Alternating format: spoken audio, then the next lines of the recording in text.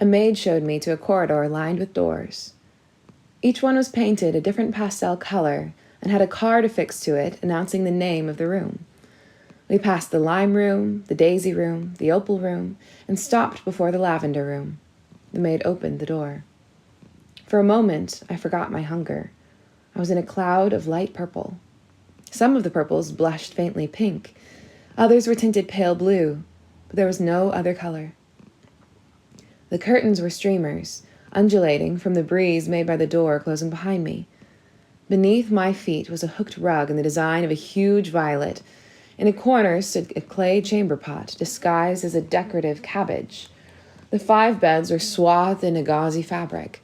The 5 bureaus were painted with wavy stripes of pale and paler lavender. I wanted to throw myself on a bed and cry about being so hungry and about everything else. But these were not beds onto which one could throw oneself. A purple chair was placed next to one of the 2 windows. I sank into it. If I didn't succumb to starvation, I would be here for a long time, with hateful mistresses and with Hattie ordering me about. I stared out the window at Madame Edith's garden until exhaustion and hunger produced a kind of stupor in me. In a while, I slept. "Here, Ella, you can eat this." An urgent whisper pushed its way into my dream about roasted pheasant stuffed with chestnuts. Someone shook my shoulder. "Wake up! Ella, wake up!" In order, I was awake. Arita thrust a roll into my hands. "It's all I could get. Eat it before the others come in." In 2 swallows, I ate the soft white roll, more air than sustenance, but more sustenance than I'd had in days. "Thank you. Do you sleep in here too?" She nodded. "Where?" The door opened and 3 maidens entered. "Yuk! Queer ducks fyock together." The speaker was the tallest pupil in the school. She pronounced her L's as Y's, mocking Arita's accent. "Esire efebensi asura edanse efthamergeto?" asked Arita. "Is this how they behave in finishing school?" "Atemso efebensi asura piri." Sometimes they're much worse. "Are you from Aortha too?" the tall maiden asked me. "No, but Arita is teaching me the beautiful Aorthian language. In Aorthian, you are an Ibui Anju." It only meant tall girl. I didn't know any insults in Aorthian. However, Arita was laughing, which made it seem the worst of epithets. I laughed too. Arita collapsed on top of me, and together we shook the purple chair. Madame Edith, the headmistress, bustled in. "Young ladies, what do I see?" Arita leapt up, but I remained seated. I couldn't stop laughing. "My chairs are not made for such abuse, and young ladies do not sit 2 to a seat. Do you hear me? Ella, stop your unseemly laughter." I stopped mid-giggle. "That's better. Since it's your first day here, I shall excuse your behavior and trust that it will have improved tomorrow." Madame Edith turned to the others. "Into your night-dresses, young ladies. The shores of sleep are approaching." Arita and I exchanged glances. It was very cheering to have a friend. Everyone else reached the shores of sleep, but I remained oceans away. I had been given a nightdress so covered with bows and frills that I couldn't lie flat comfortably. I slipped out of bed and opened my carpet bag. If I couldn't sleep, I could read. Madame Edith thought fear of the dark was to be expected in young ladies, so a lamp was left burning. My book opened to a letter from Mandy. "Dear Ella, this morning I baked scones. Bertha and Nathan and I will eat them for a snack before we go to bed. But I baked 2 extra. We'll have to divide yours and eat them too. I promised myself I wouldn't trouble you by saying how much I miss you, and see how I start. That parrot man, name of Simon, came here today with one of his birds to give you. It speaks Gnomic and Elfian. He said it wasn't fine enough for the menagerie, but you might like it. I never thought I'd be cook to a parrot. I wish it would stop talking once in a while. I wonder if I have a recipe for parrot stew. Don't worry, sweet. I would never cook your present. Yesterday, you had a grander visitor and received a bigger gift than a bird. The prince himself came to see you, leading a centaur colt. When I told him you were away from home, he wanted to know where you'd gone and when you'd be back. And when he heard you were at finishing school, he was indignant. He demanded to know why you needed to be finished, since there was nothing wrong with you to start with. I couldn't answer him, because I'd like to ask that father of yours the very same question. I did tell him we had nowhere to keep a growing centaur. He's a little beauty, but what can I do with him? Your prince said he'd raise him for you. He asked me to tell you the colt's name, Apple. That made me remember my manners, and I gave him his name to eat before he left with the prince. Speaking of leaving, your father departed the same day you did. Said he was off to the Greenies, which I gathered was his disrespectful name for the elves. Said not to expect him back any time soon. I wish you were coming home soon. Bertha and Nathan send their love, and I send mine by the bushel, by the barrel, by the ton. From your old cook, Mandy. P.S. Drink your tonic. I closed the book and whispered to its spine, Don't erase the letter, please. Then I drank my tonic. A centaur colt, a little beauty. If only I could see him and pet him and let him know me. The tears that hadn't come in the afternoon came now. Mandy would be desperate if she knew I hadn't eaten in 3 days, and if she knew I was under the thumb of a monster like Hattie. The next morning, Music Mistress led us in song and singled out my off-key voice. Ella does not notice that there is more than one note, she told everyone. Come here, child, sing this. She played a note on a harpsichord. I wouldn't be able to. I could never carry a tune. What would happen when I couldn't obey? I sang the wrong note. Music Mistress frowned. Higher, or we shall send you to a different school to sing with the young gentlemen. She depressed the key again. My next attempt was too high. One last covered her ears. I wished her an earache. Music Mistress played again. My temples throbbed. I sang. A little lower. I hit the note. She played another. I sang it. She played a scale. I sang every note. I beamed. I'd always wished I could sing. I sang the scale again louder. Perfect. That's enough, young lady. You must sing when I tell you to, and not otherwise. An hour later, Dancing Mistress told me to step lightly. My partner was Julia, the tall maiden who had teased Arita the night before. I pressed on her arms, using her to support my weight so I could step lightly. Stop that! She pulled away. I fell. I heard giggles. Dancing Mistress took Julia's place. I couldn't lean on her. I pretended my feet were balloons. I pretended the floor would crack if I didn't move lightly. We stepped. We glided. We sprang forward, jumped back. I wasn't graceful, but I didn't shake the ground. My gown was soaked with perspiration. That's better. At lunch, Manners Mistress said, Don't rap your knuckles on the table, Ella. The king would be ashamed of you. She frequently invoked King Gerald. Tables were forever safe from me. Take small stitches, Eleanor, and don't yank the thread. It's not a rein, and you're not a coachman, Sewing Mistress said later in the afternoon. I stabbed myself with the needle, but my stitches shrank. It was the same every day. I dreaded new orders. The curse didn't make me change easily. I had to concentrate every second. In my mind, I repeated my commands in an endless refrain. When I awoke, I instructed myself not to bounce out of bed, leave the nightdress for the servants to put away. At breakfast, don't blow on my porridge, and don't spit out the lumps. On our afternoon walk, don't skip, don't leap about. Once I actually spoke aloud. It was at dinner. Don't slurp, I instructed myself. I said it softly, but a pupil seated near me heard, and she told the others. The only subjects that came easily were those taught by the writing mistress, composition and ciphering. She also taught penmanship, which was the one subject in which I did not attain excellence, because writing mistress issued no orders. She taught Aorthian, but no other languages. When I told her I knew a little of the exotic tongues and wished to learn more, she gave me a dictionary of exotic speech. It became my second favorite book, after Mandy's Present. Whenever I had time, I practiced the languages, especially Ogurese. The meanings were dreadful, but there was an attraction in speaking the words. They were smooth, sleek, and slithery. the way a talking snake would sound. There were words like "Psabus," delicious, "Siung," eat, "Hijin," dinner, "Efuth," taste, and "Fnu," sour. My progress in all my subjects astounded the mistresses. In my first month, I did little right. In my second, I did little wrong. And gradually, it all became natural. Light steps, small stitches, quiet voice, ramrod straight back, deep curtsies without creaking knees, no yawns, soup tilted away from me, and no slurping.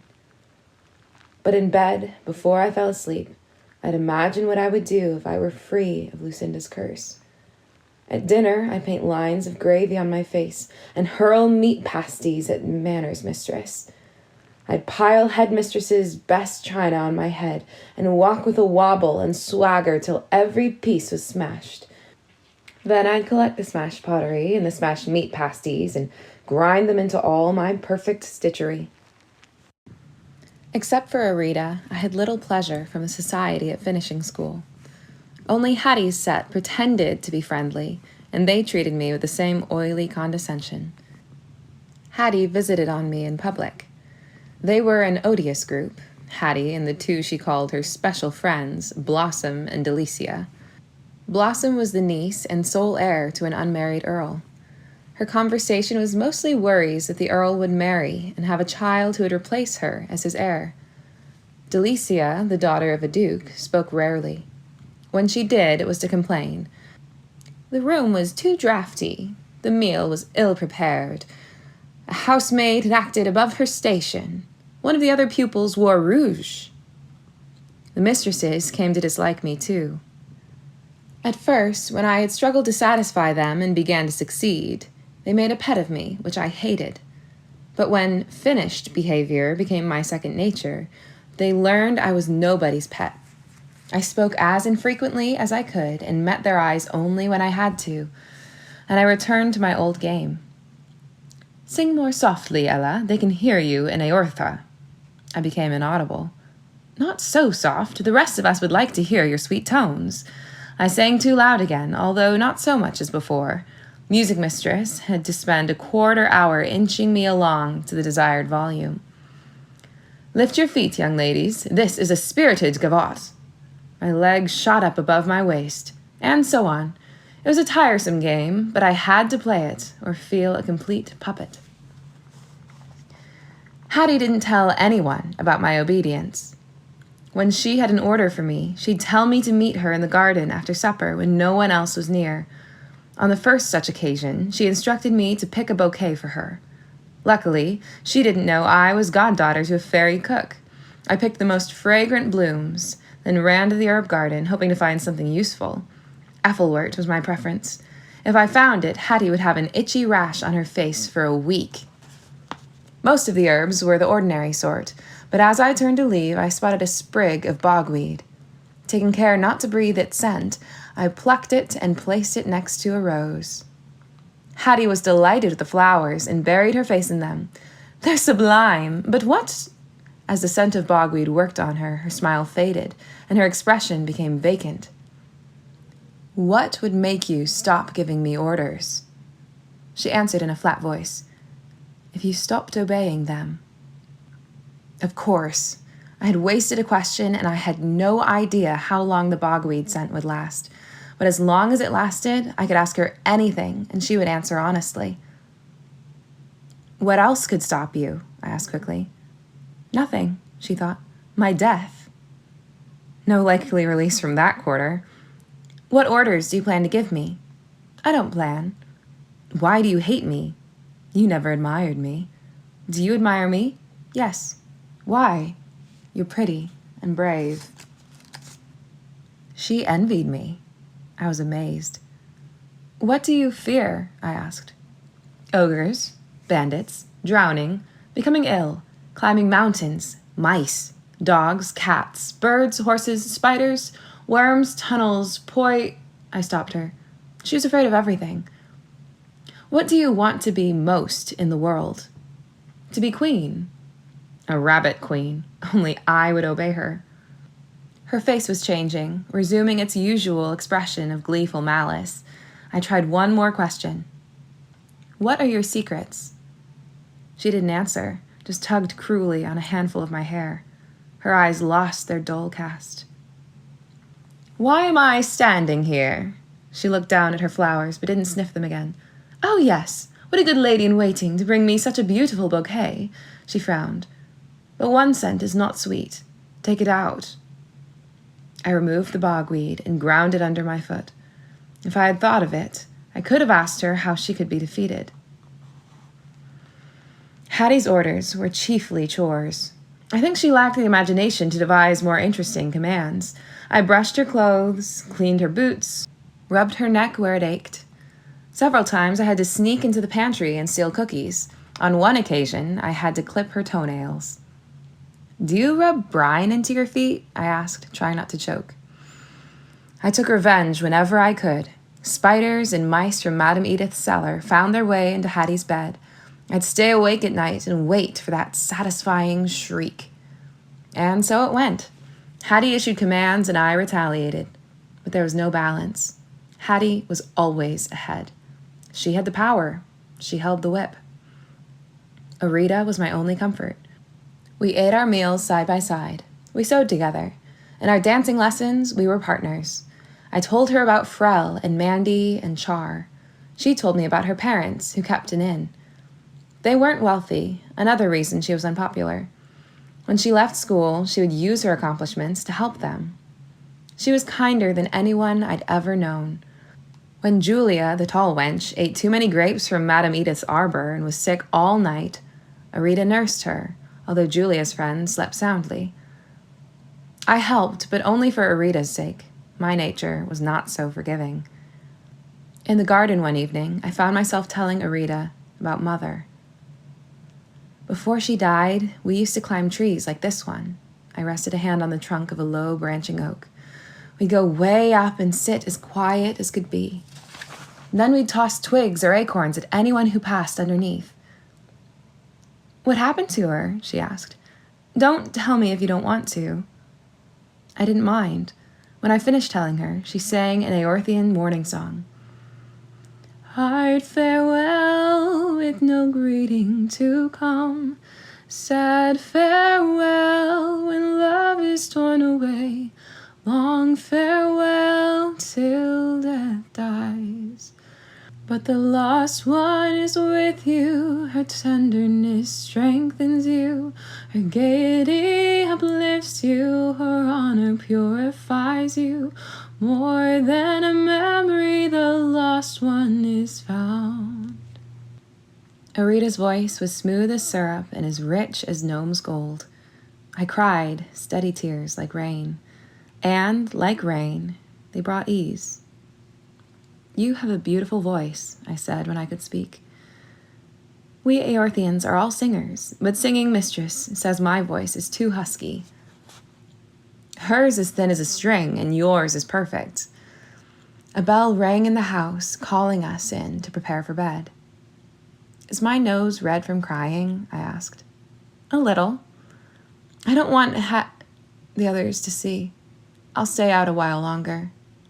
Manners Mistress will be angry. I shrugged. She'll only tell me I've disgraced the king. I'll stay with you. I can watch your nose and tell you when it's not red anymore. Pay attention. Don't let your eyes wander. I wrinkled the feature. Arita giggled. I won't. Manners Mistress will ask what we're doing out here. I was laughing too. I'll tell her I'm watching your nose. And I'll tell her I'm wrinkling it. She'll want to know what the king would think of our behavior. I'll tell her the queen watches every night while he wrinkles his nose 7 times. The bell rang again. Your nose isn't red now, Arita said. We ran for the house and met Manners Mistress at the door on her way to search for us. The sight of her set us off again. Young ladies, go to your room. What would the king say? In the hall, still giggling, we met Hattie. Having a nice time? We were, I answered. I won't keep you then, but tomorrow, Ella, you must spend some time in the garden with me. You shouldn't associate with the lower orders like that wench from Aortha, she said the next evening. Arita is a higher order than you are, and I choose my own friends. My dear, I hate to cause you grief, but you must end your friendship with her. Hattie returned to the house, but I stayed outside. I watched her leave, hating her way of walking. A mince combined with a waddle. She stopped to pick a flower and lift it to her nose, posturing for me. I sat on a bench and stared down at the pebbled walk, and all the times I'd imagined the miseries she could inflict on me, I'd never imagined this. I'd thought of injuries, and I'd imagined terrible embarrassment, but I'd never thought of this kind of hurt. Arita was in our room now, waiting to give me a lesson in Aorthian. I remained seated. I couldn't face her. Was there a way to stop being her friend without hurting her?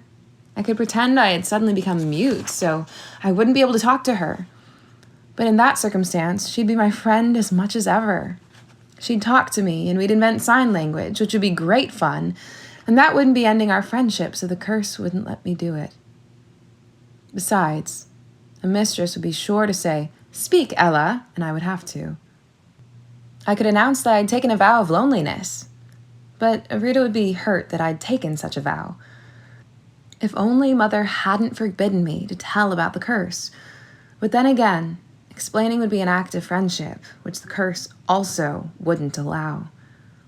The bell rang, calling us to bed. I was late again, but tonight there was no Arita to joke with about our tardiness. In our room, she sat on my bed, completing a letter for writing mistress. "Where were you?" "I've been reviewing the imperative." "I'm tired," I said, not answering the question. Perhaps I did look tired or troubled, because she didn't press me. She only patted my arm and said, "We can study imperatives tomorrow." In bed, I didn't want to sleep.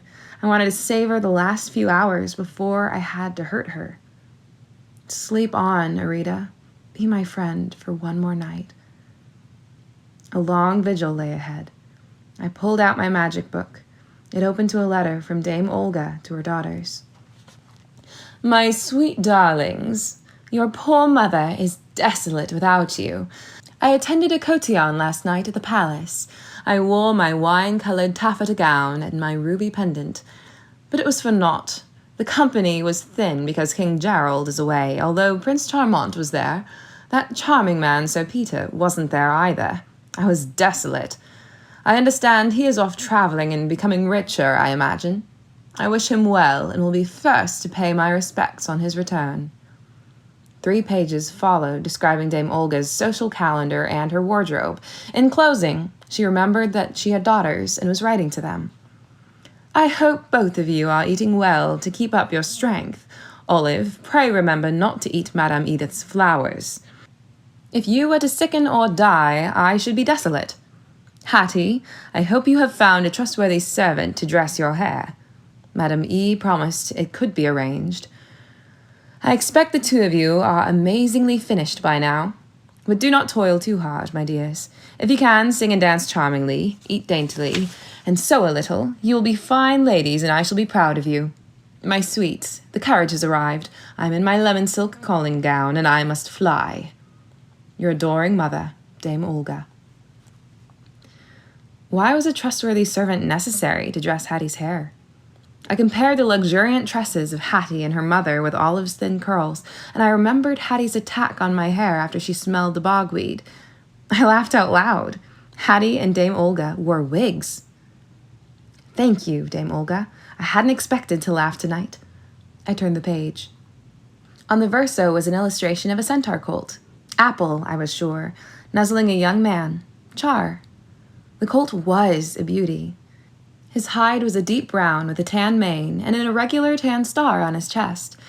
Skinny and leggy, he was made for speed, although he was too young to bear a rider. Would he ever really be mine? On the right was a letter from Char to his father. "Dear Father, I hope this finds you safe and well. My mother and my sister and brothers are in good health, as am I.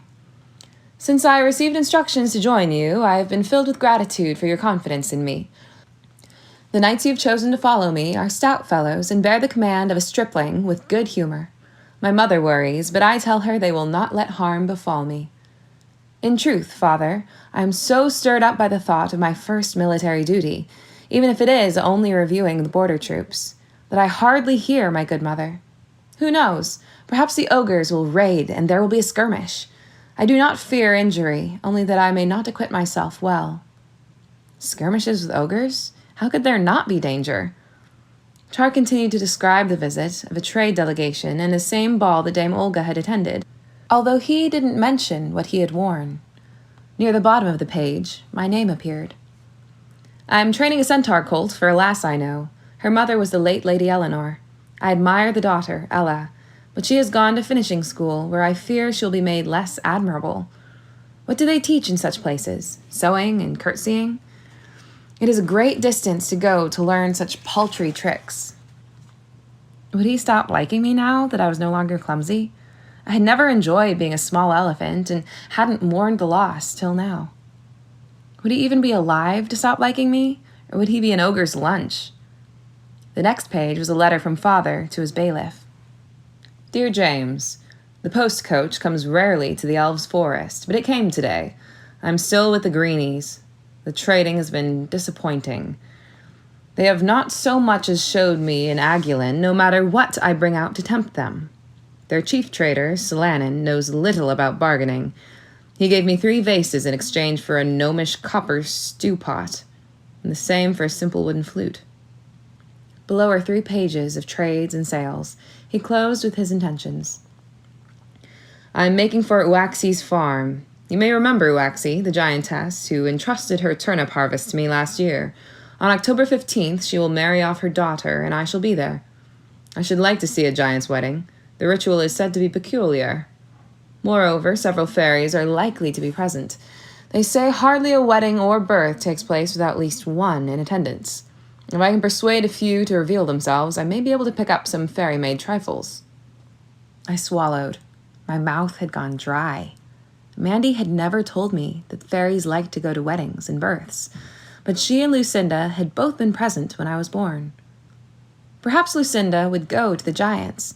It was the first time I'd ever known of a definite place where she might be, where I might be too if I could get there. She might even be in a generous frame of mind, especially if she had just cast a well-meant horrible spell. Perhaps she'd be so pleased that she'd release me from mine if I begged her to. I hadn't promised father I would stay at finishing school, only that I would go.